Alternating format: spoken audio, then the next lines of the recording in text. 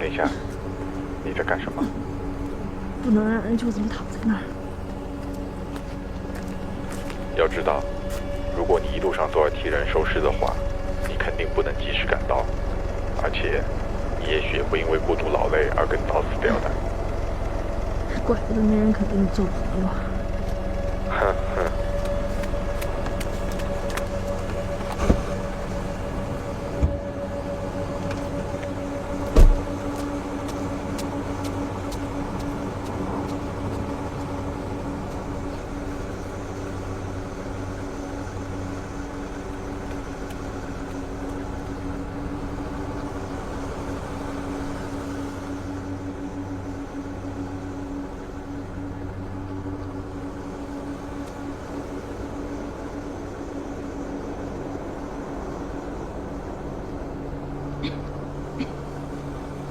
非常感谢各位到现在的各位听众朋友，现在还能收听节目的朋友们，你们平时一定和我一样非常注意体育锻炼，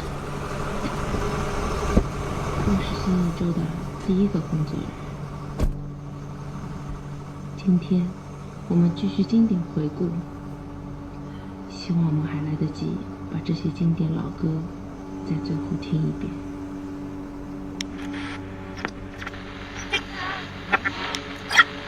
紧急状态广播！紧急状态广播！请各位市民减少外出，在家休养。治疗药剂正在全力研发，请等待进一步通知。紧急状态广播！紧急状态广播！请各位市民减少外出，在家休养。治疗药剂正在全力研发，请等待进一步通知。紧急状态广播！紧急状态广播！请各位市民减少外出，在家休养。治疗药剂正在全力研发，请等待进一步通知。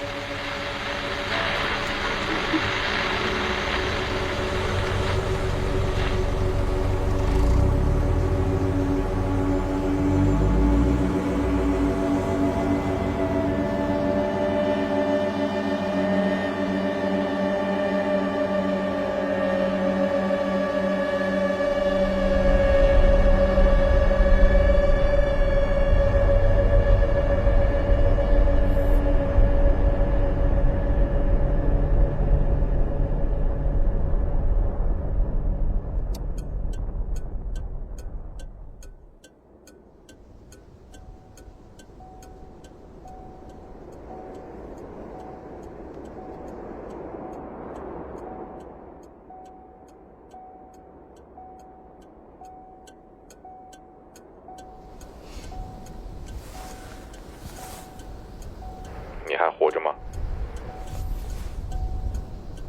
我只是休息一下。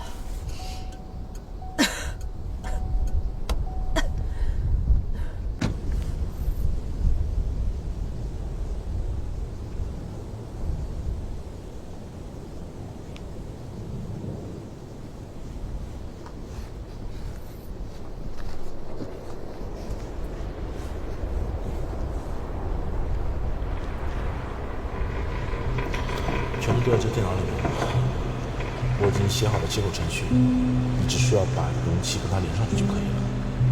谢谢你啊，为我冒这么大的风险。要不是我没有权限进主机房，别这么说，你始终是我的组长。可是你知道有多少人把它当成最后的希望了吗？林姐，你确定真的要这么做吗？如果他不见了，那我们就……你我都明白是什么结果，只是希望还来得及救我们能救的人。林姐，那不是……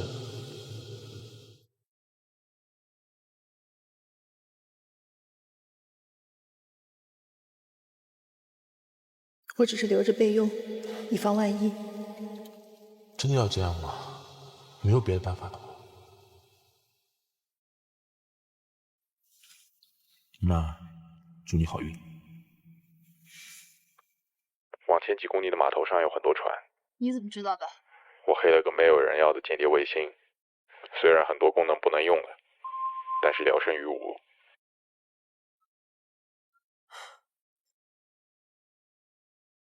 拯救世界的最后24个小时，孤独会先杀死我们。你够了。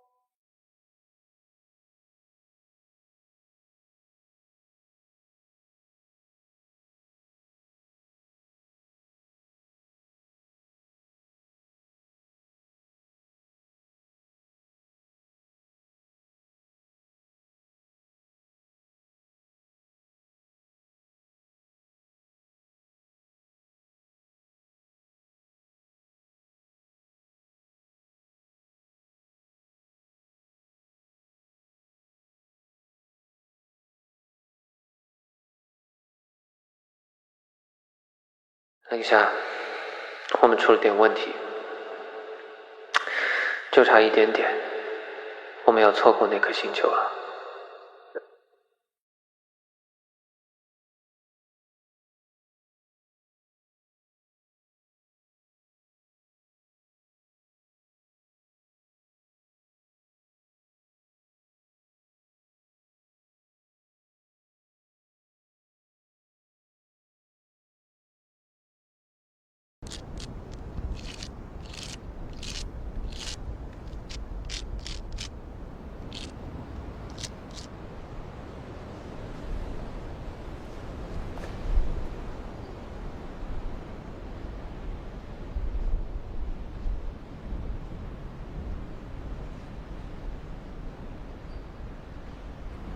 我知道了，这天我会处理好。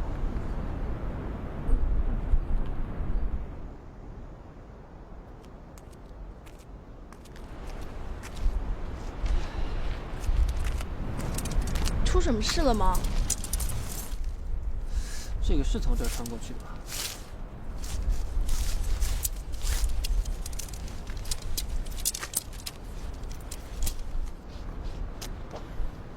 这个岛究竟有什么特别的？你们为什么要选址在这里？因为我们需要一个不会被干扰的地方，与世隔绝才好工作嘛。自从钻井平台那件事情以后啊，每一个前沿科学单位对保密性又开始重视起来了，都怕被骚扰围攻。这样说来，我们还算是幸运的呢。在事故原因弄清楚之前呢，科学技术这个词恐怕要一直背着黑锅了。但那不是我老师的错，也不是台司的。不过现在说什么都没有用了，项目都被封存了。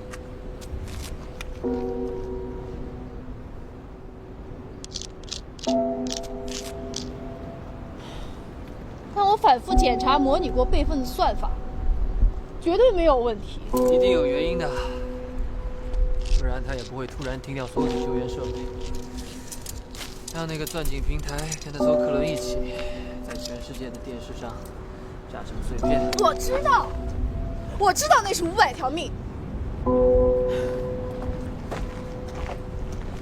我老师30年的心血，他连不可复制的逻辑锁都想到了，怎么可能像他们说的造出了一个恶魔？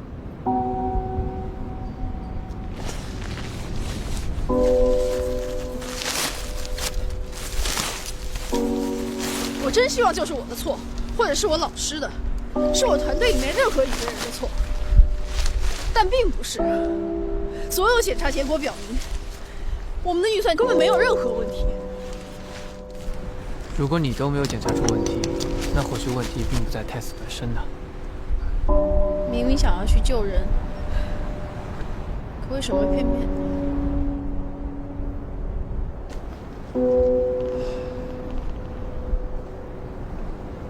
这就是闯进未知的代价吧。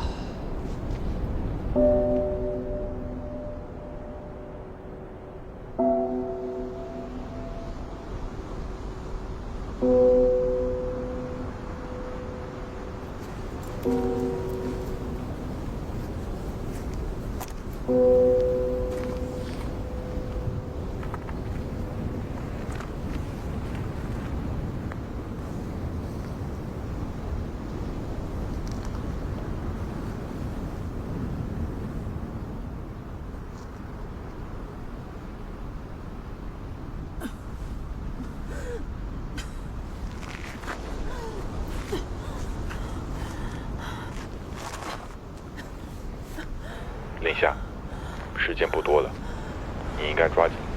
我知道，休息一下就走。刚才我说的没错吧？体力不应该浪费到那些尸体身上。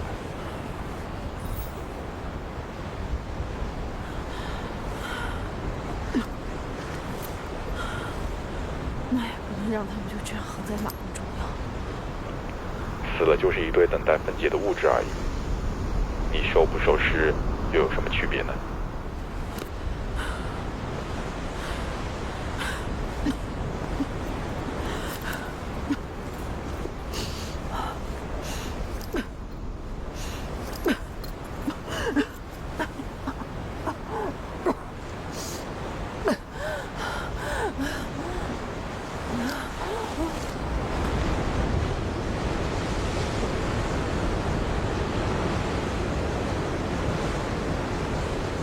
宁夏，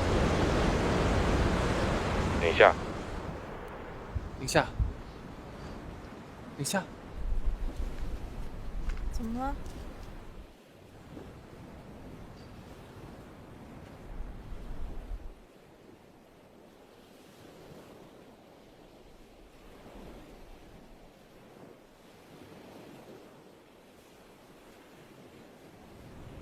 干嘛？我有个礼物要送给你。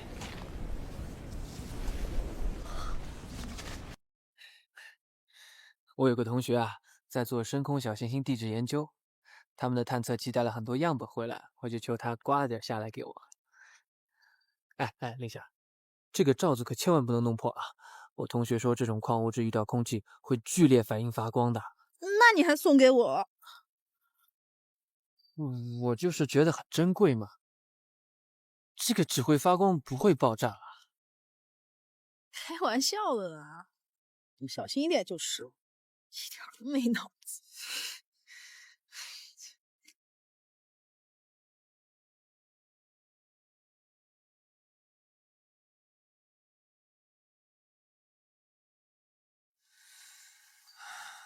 我之前在所里有空的时候啊，就会一直这么看着发呆。有的时候不知不觉的就看上了一整夜，看得久了，仿佛自己也陷到了这个梦里，好像梦才是真实的，现实生活反倒没有那么真实了。现在我们两个在这个荒岛上，挤在这个破帐篷里一起看星星，说明我们活的都不真实。正常人应该去找碧海蓝天啊。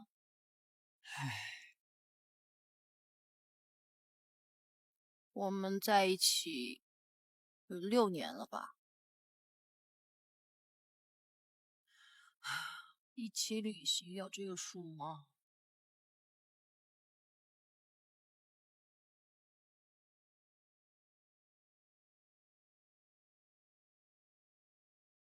记得5就好吧。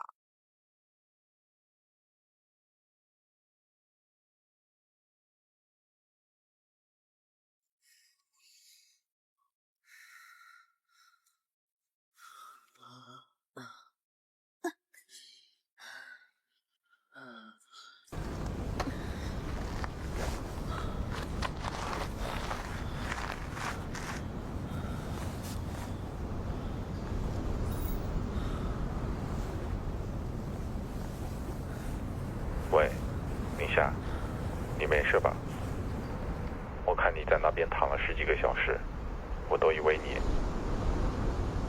是不是觉得我很烦呢？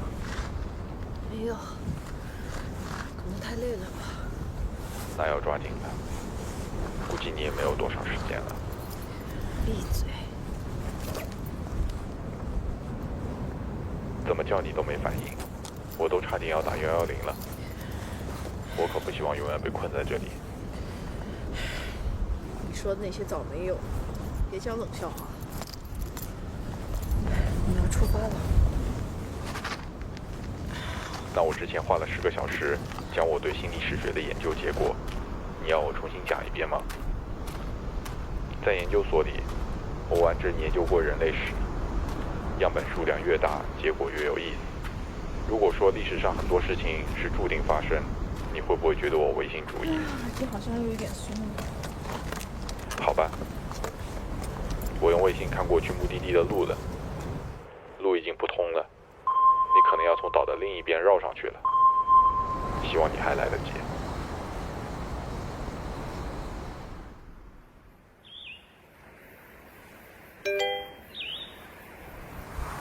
好的，动吗？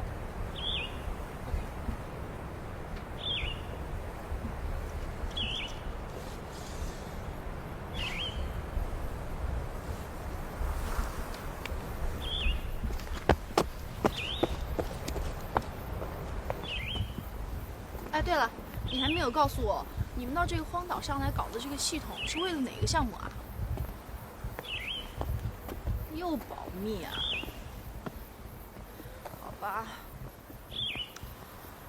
其实我一直在想你昨天晚上跟我说的话，你是话里有话呀。你说什么了？你放心好了，我不会一蹶不振的。我一定会想办法挖出那次事故的真正原因，不会因为挫折而放弃的，因为这样才能对得起我的老师。啊，这样才是你吧？如果台词的算法和架构没有问题，而它的结果却出了错，那就是说明之前获取的数据和参数有问题。所以，如果我能够找到是获得的数据本身有问题，那我老师和台词就都清白了。到了。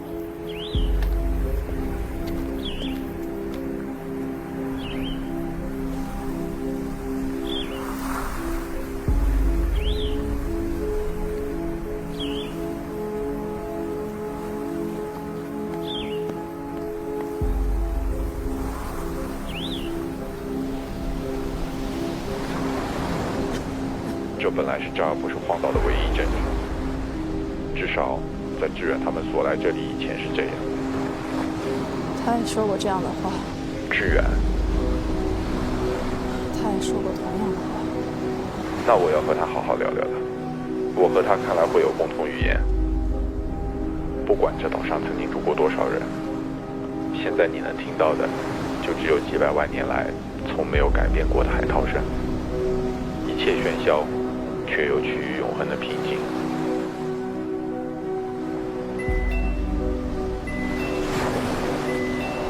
等一下，你别说话。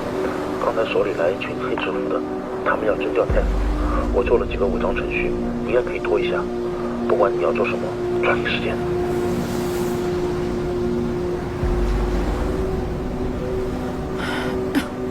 我引导一条最快的路。好的，没问题。我6、7岁的时候就跟我爸他们来过这儿，我爸他们做水文调查，我就到处玩。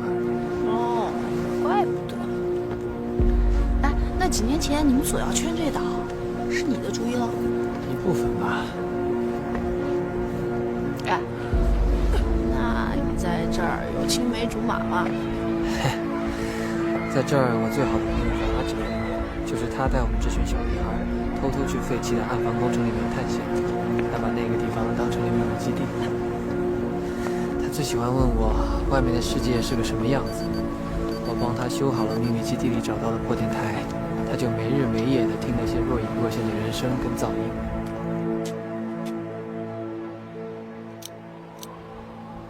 他们为什么不离开这里呢？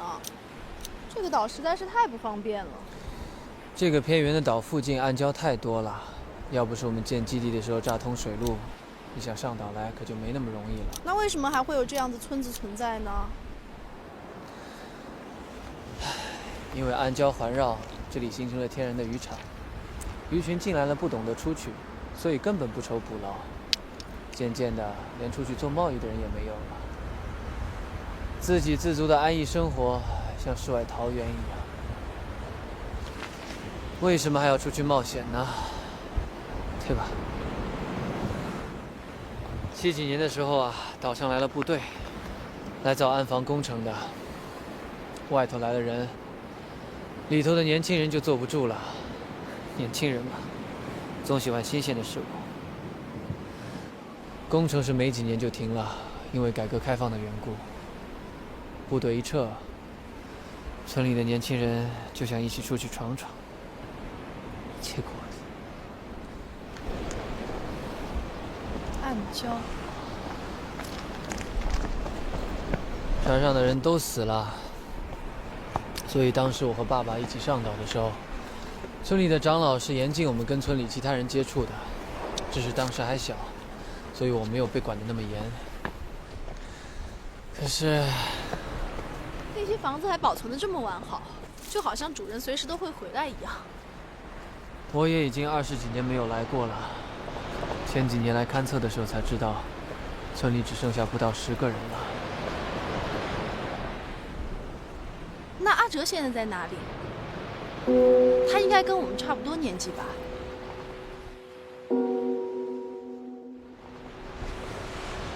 等一下，其实我有话对你说。虽然你早应该这么卖力赶路，但是林夏，我如果是你，就不会这样透支体力。如果你死了，对人类一点好处都没有。只是担心研究所。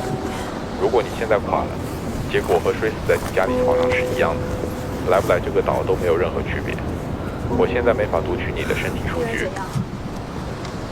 凯斯，要是你读取我身体的数据，发现我到不到那里的概率要大得多，没有办法拯救一切，那我们就在这里，什么也不做，就这样接受一切，是吗？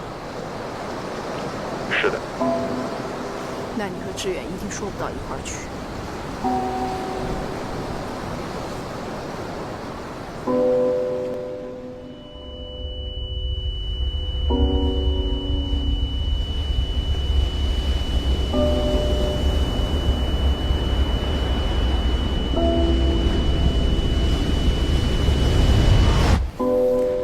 方志远，你什么意思？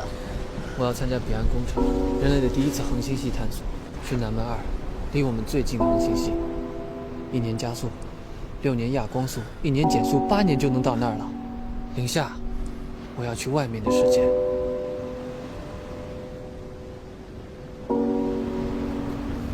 这就是你们现在参与的保密项目。什么外面的世界？那不是外地，不是外国，不是这个小岛，是南门2。准确的来说，我知道它叫什么名字，这不是开玩笑的。我没有开玩笑，我考虑了很久，考虑了很长的时间了。你怎么可以这么自私，背着我做出这样的决定？林夏，你也是搞前沿科学的，你知道我没有办法放弃为人类探索的机会的。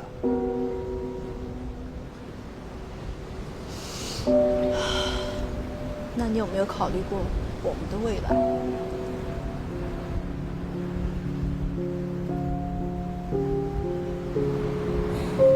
我对你究竟算什么？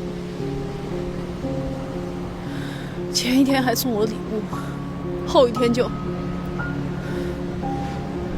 你宁可放弃这个世界的一切，放弃我们的未来，也要去那儿吗？我什么也不想放弃，我只是不想放弃人类最伟大的探索。我虽然是搞人工智能，但我也知道，因为我们现在的技术储备去搞恒星去旅行，根本就是在赌博。就这样跟外国比赛深空探索，根本就是草菅人命。探索都是要冒风险的，这是半个多世纪来人类出去的最好的机会了。我们总不见得永远蜗居在这个星球上吧？但不到万无一失，贸然行动就是白白送命。教训还不够吗？如果你不走出那一步，是永远不会知道结果的，永远都在原地踏步。那个钻井平台，还有游轮上的500条人命，不就证明了 TESS 是个失败品吗？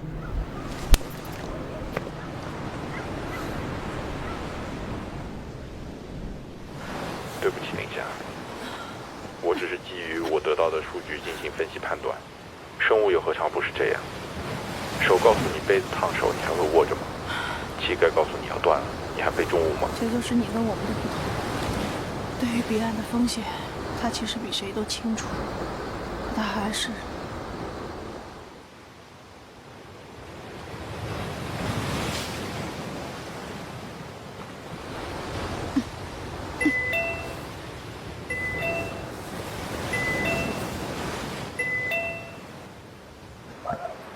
喂？等一下，他们去找你了。什么？谁？赶紧把手机回掉。喂？等一下，他们有枪！喂？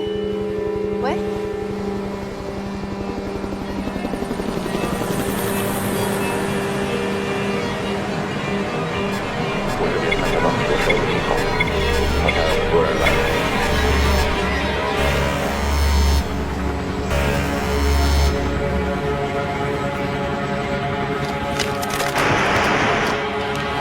你把手机毁了，我就没办法控制间谍卫星替你看路了。谢谢你啊，间谍卫星都没有发现飞来的直升机。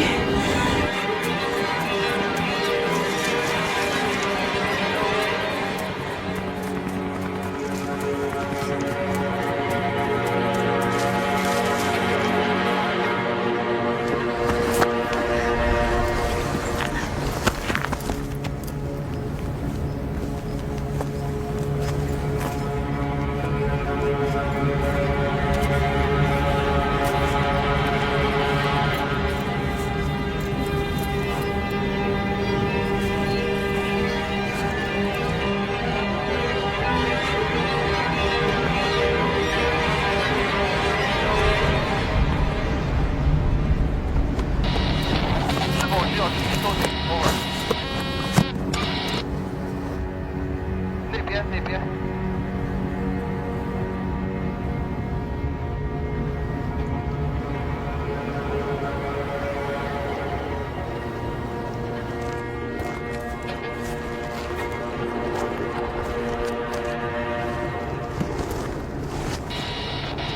报告，找到看来他们人还真是不少。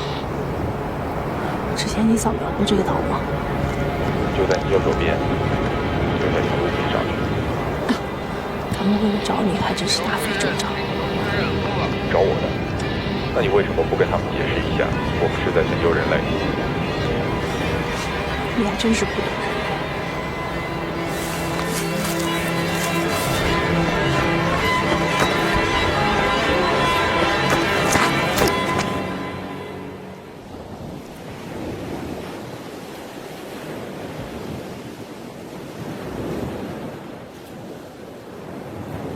刚才那一巴掌不仅仅是为台词，也是为你根本就没有好好考虑过我们俩的关系。既然你要去，那你就再没有未来。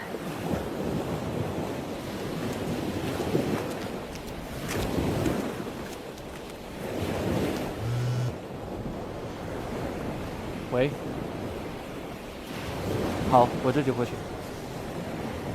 这么快就要做准备了？好，我知道了。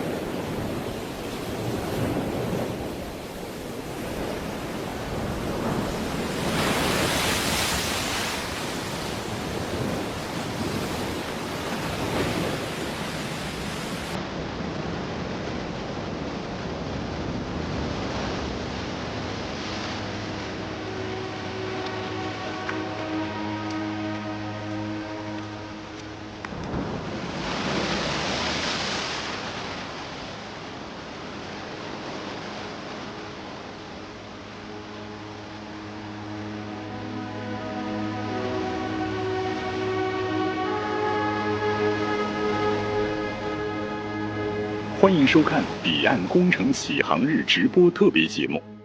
大家好，1999年10月，我们首次发现半人马座阿尔法存在行星系统，各国纷纷开始系外移居行星探索行动。2012年，中国宣布彼岸计划。8年后的今天，在各领域专家的不懈努力下，神舟20飞船终于带着1835位探险家和开拓者，以及数以万计的人类胚胎，踏上中国人最漫长的旅途。让我们在这里祝他们一路平安。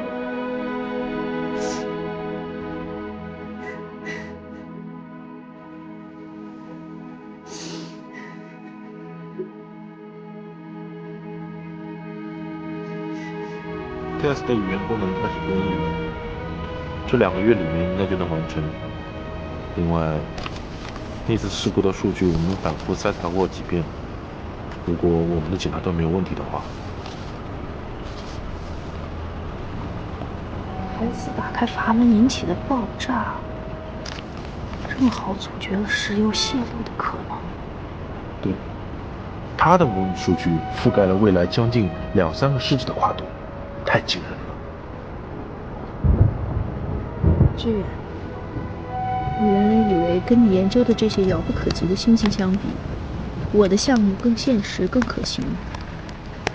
现在看来，是我错了。你的至少是能看清的现实，而我的……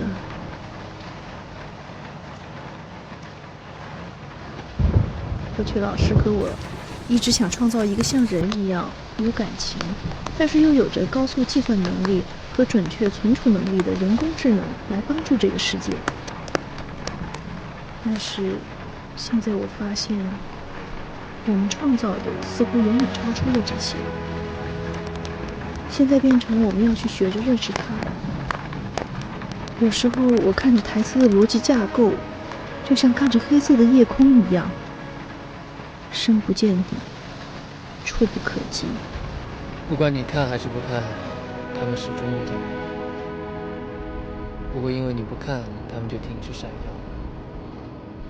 我们必须要抓紧一切机会，抓紧所有的时间，不断的探索跟前进。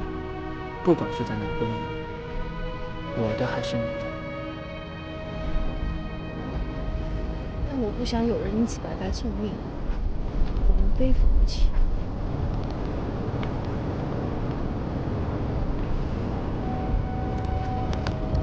那时是我错了，我们背负不起的是对黑暗前路的无视。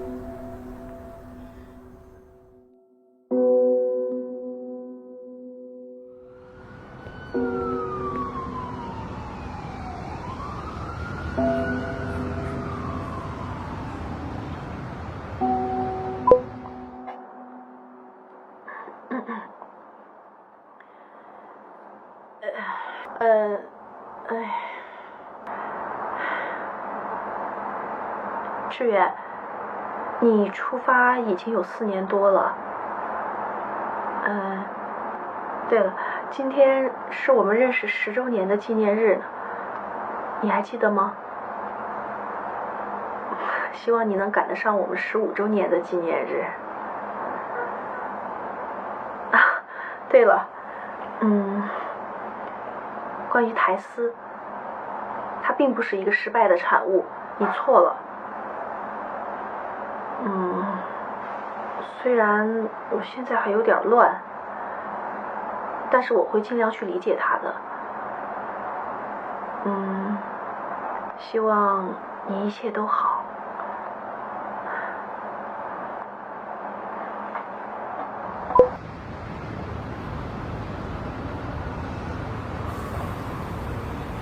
就是今天的国际要闻。接下来，来自宇航局的最新消息：目前，神舟飞船已经进入全员休眠状态。在此期间，由船上电脑接管操作，足以应对任何突发状况。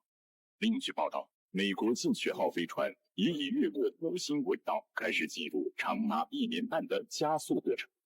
在各国的天文爱好者的望远镜内，又将增加一个漩涡的观点。我是来自宇航局。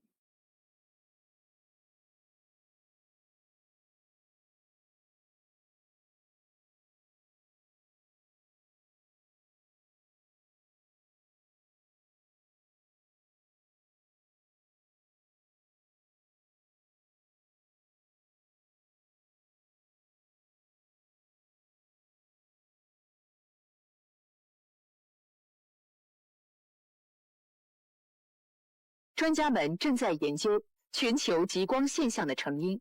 有消息人士指出，或与超新星爆发有关，相关部门拒绝对此进行评论。辐射对人体所造成的影响正在进一步研究中。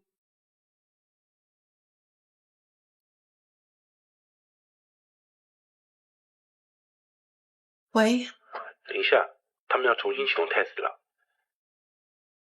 他们是要用台斯进行药物模拟计算吗？没错，等一下，如果 test 能够帮上忙，也许整个项目就有出路了。也许那些人就能够改变对 test、对导师的看法了。但是我们现在对于台斯的行为逻辑分析还不够，万一又出事情，那我们只能求上帝保佑了，没别的办法。我马上来计算中心。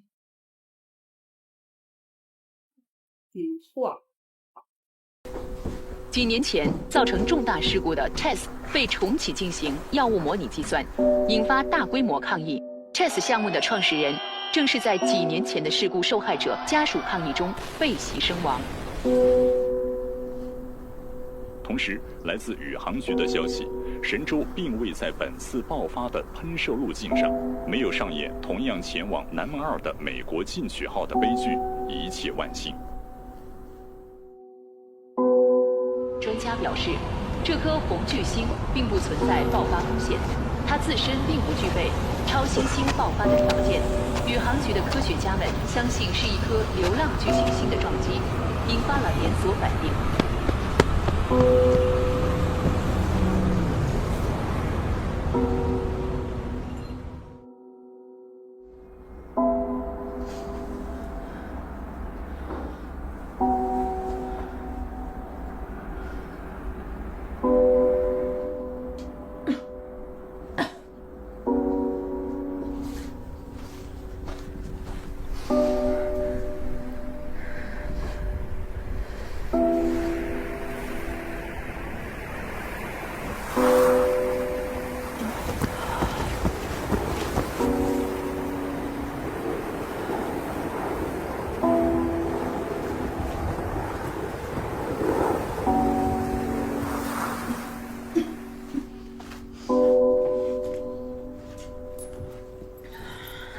姐，你怎么还不起来啊？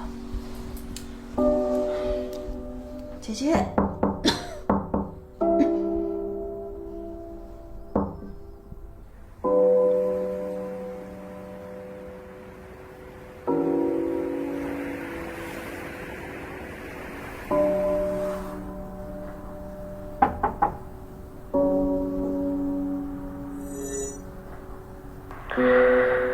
等一下，我们出了点问题。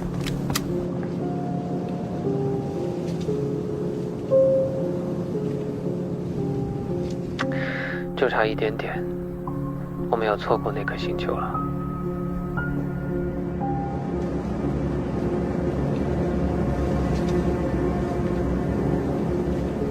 我们遇到点事故，现在没办法矫正轨道跟减速，神舟会跟目标擦肩而过，永远的向宇宙深处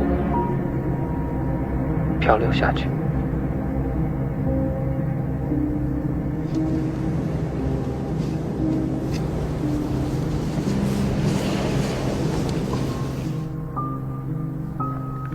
我只想再看看你和这个世界。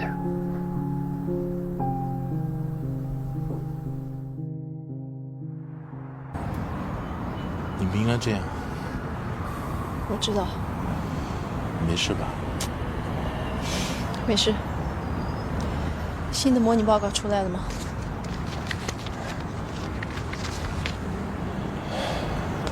还是跟之前的报告一样，没有一个有效方案。可能就真的没有吧。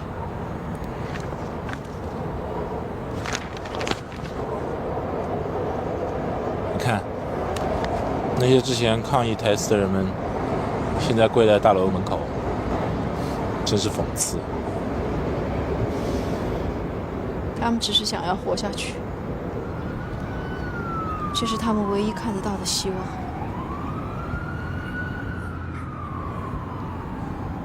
真不知道 Tess 的语言和情感逻辑功能如果编译完成的话，他会怎么看我们？怎么看那些贵的人？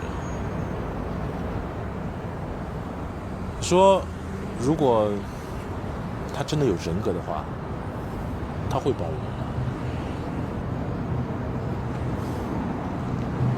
很快就会知道了。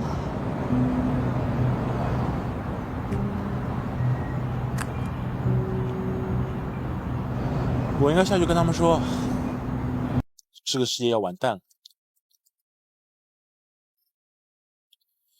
要么选择好好的活，要么干脆了结自己，而不是在这边傻跪着。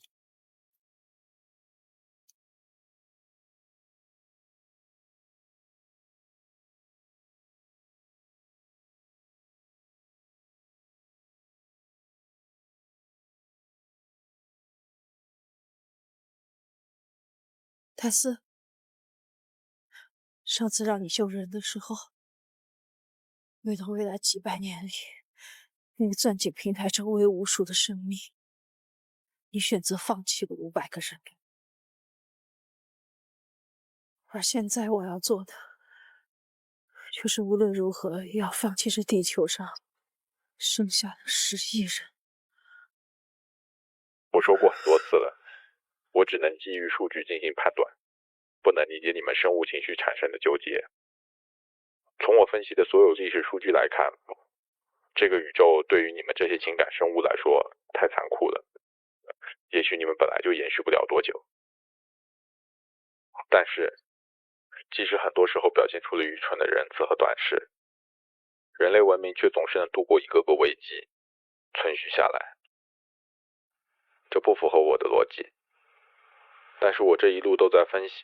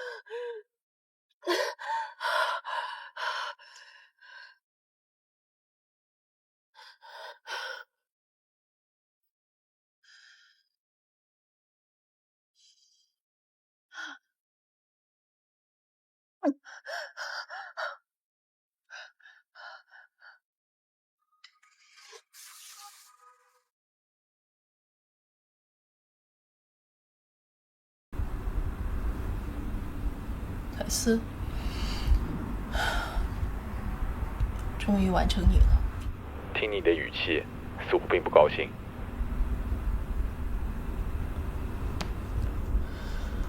泰斯，测试回答。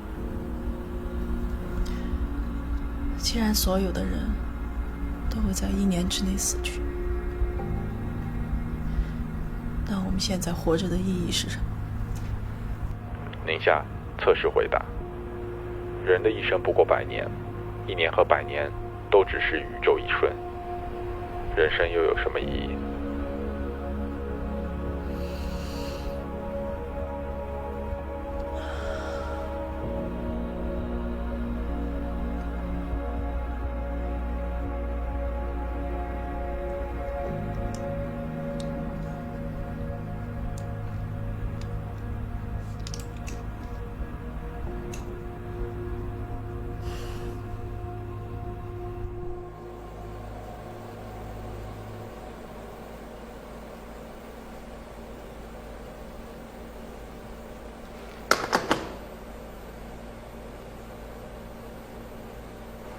等一下，这么计算下去是毫无意义的。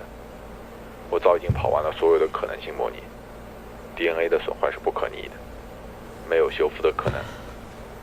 人类的存续时间不会超过8个月。你们不相信，也不会改变任何结果。很抱歉。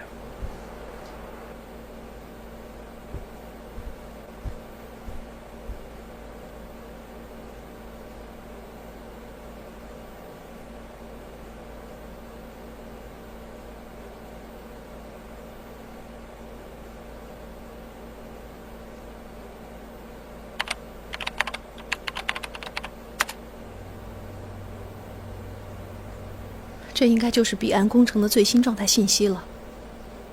泰斯，按我刚才输入的信息，重新进行一次存续概率模拟。目标存在有效方案。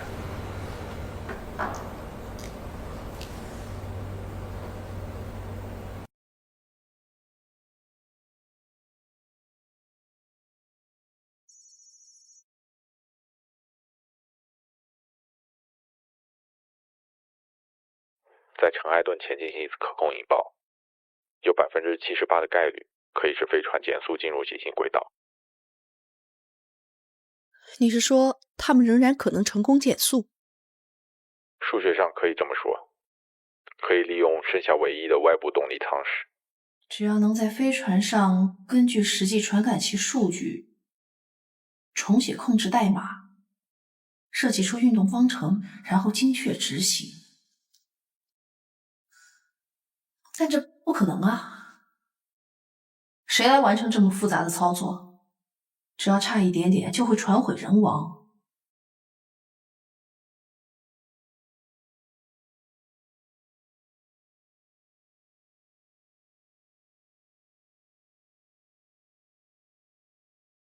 那现在的问题就是找个容器把你给带出去了。什么？你要明白什么是大局。神舟上那些人能跟地球上10几亿人相提并论吗？要是你老师设计的时候没按什么逻辑走，你尽管复制一个去试，但是他没有。现在这个方案会毁了通信舱，这就是张单程票，把泰斯发送过去，地球怎么办？我们根本不知道那边会发生什么。先不说深空通信的不确定性，你们自己不都说无法预测泰斯的行为逻辑？他到了飞船上一定会按照你的方案执行吗？就算飞船成功减速了又如何？他们能着陆行星吗？能在那行星上活下去吗？地球才是根本。我相信在我们领导监督下，发挥泰斯的最大功能，修复 DNA 的方法总会找到的总会有的。其实志远说的没错，如果不踏出那一步，是永远不会知道结果的。不管最后如何，我们至少划出了一道轨迹。我知道你们在担心什么，只有你们那些科幻电影才老想着被外星人、被机器人毁灭。即使毁灭地球文明对他们来说轻而易举，你也应当承认，有50%的概率，他们根本不想这么做。这个宇宙足够大，我还需要你们物理劳动的帮助，去探索，去往宇宙的边界。凯斯，你还真是老实的可爱，一点都不婉转。是吗？挺好，比我们好。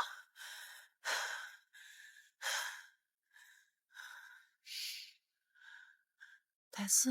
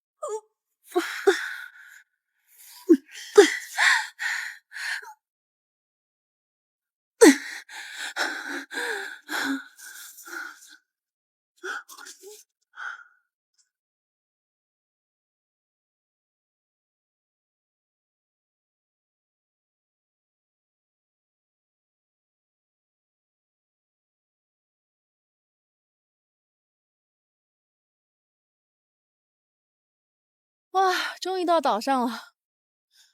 哎，你们到这个岛上来是研究什么项目啊？等一下，转身。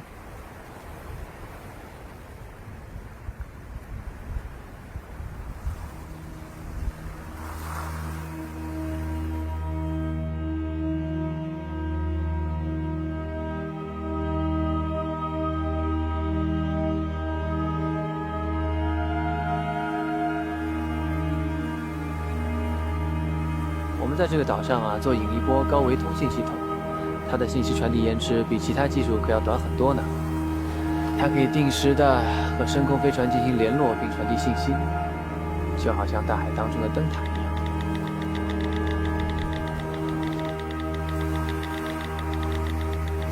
你在干嘛呢？啊，我在用你们的天线跟头上的间谍卫星 say hi 啊。你们的加密也太少儿科了，这么尖端的设施，我们站的这个地方居然还有内部网络信号。虽然是荒岛，也不能这么不小心吧？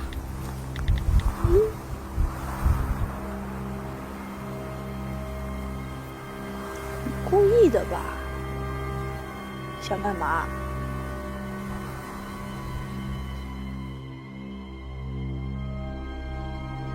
过2天有个信号发射窗口，我把你带进网络覆盖范围以后，泰斯，神州就交给你了。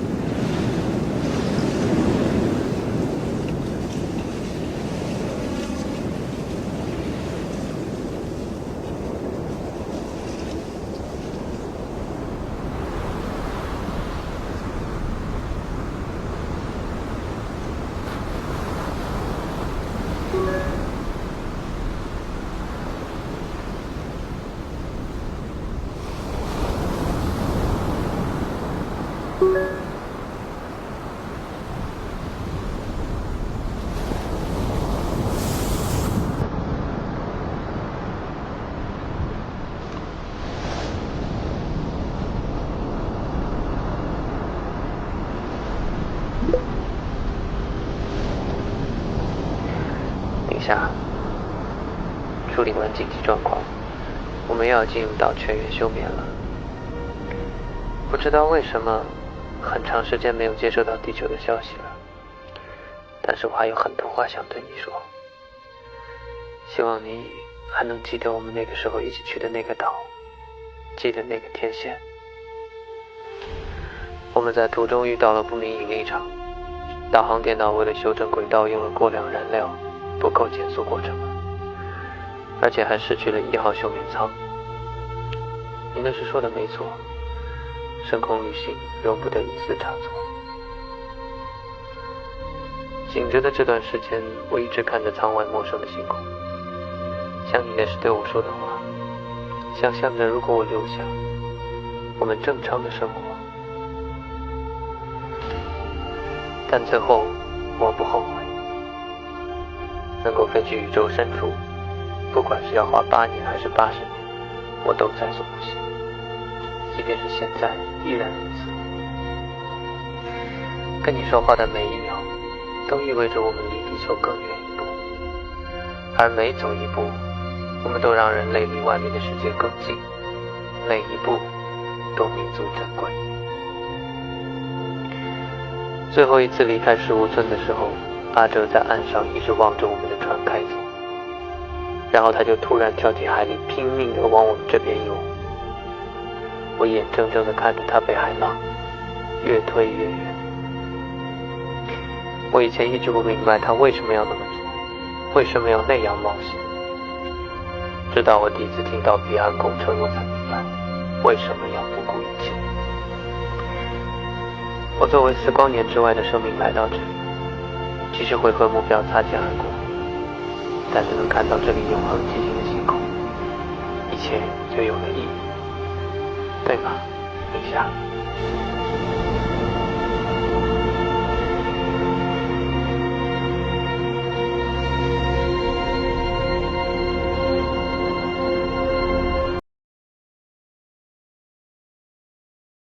那现在的问题就是找个容器把你给带出去了。什么？你要明白什么是大局。神州上那些人能跟地球上10几亿人相提并论吗？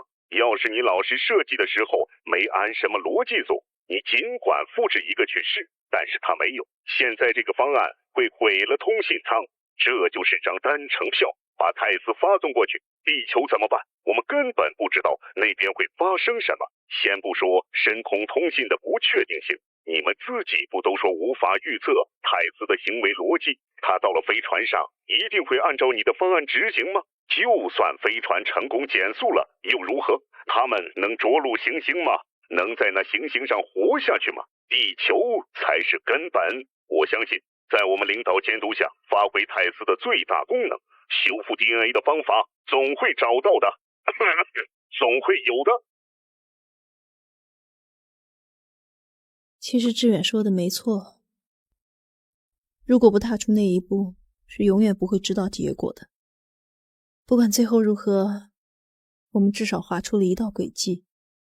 我知道你们在担心什么，只有你们那些科幻电影才老想着被外星人、被机器人毁灭。即使毁灭地球文明对他们来说轻而易举，你也应当承认，有50%的概率，他们根本不想这么做。这个宇宙足够大，我还需要你们物理劳动的帮助，去探索，去往宇宙的边界。凯斯，你还真是老实的可爱，一点都不婉转。是吗？挺好，比我们好。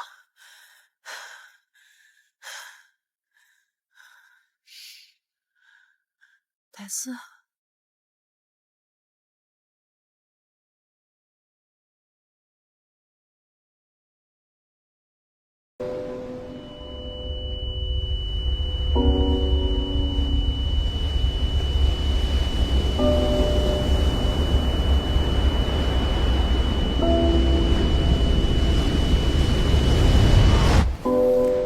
方志远，你什么意思？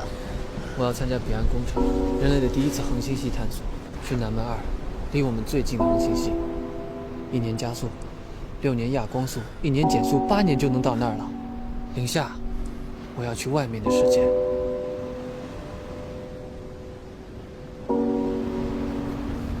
这就是你们现在参与的保密项目。什么外面的世界？那不是外地，不是外国，不是这个小岛，是南门2。准确的来说，我知道它叫什么名字，这不是开玩笑的。我没有开玩笑，我考虑了很久，考虑了很长的时间了。你怎么可以这么自私，背着我做出这样的决定？凌夏，你也是搞前沿科学的，你知道我没有办法放弃为人类探索的机会的。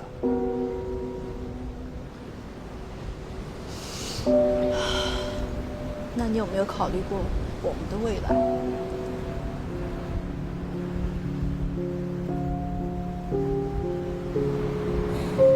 我对你究竟算什么？前一天还送我礼物，后一天就……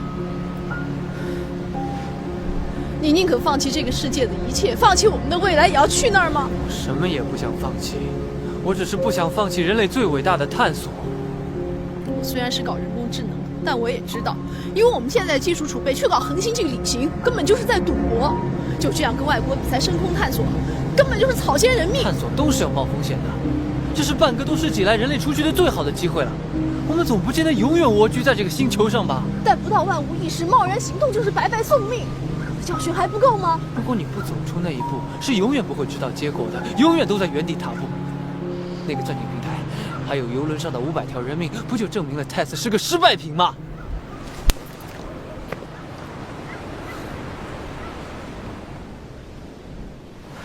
对不起，林夏，我只是基于我得到的数据进行分析判断。生物又何尝不是这样？手告诉你杯子烫手，你还会握着吗？膝盖告诉你要断了，你还背重物吗？这就是你跟我们的不同。对于彼岸的风险，他其实比谁都清楚，可他还是……